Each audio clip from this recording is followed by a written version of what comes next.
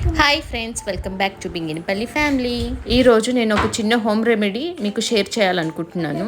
పిల్లలకి ఇలా జలుబు కానీ దగ్గు కానీ ఉంటే ఈ హోమ్ రెమెడీని టిప్ని యూజ్ చేయండి. చిటికలో దగ్గు జలుబు మాయమైపోతుంది. అందరికీ మునగాకు తెలుసు కదండి. మునగాకులో చాలా ఔషధ గుణాలను కలిగి ఉంటాయి.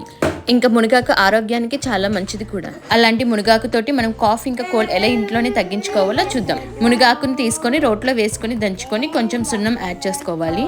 సున్నం యాడ్ చేసుకున్న తర్వాత దంచుకొని ఒక పల్చాటి క్లాత్లో వేసుకోవాలి.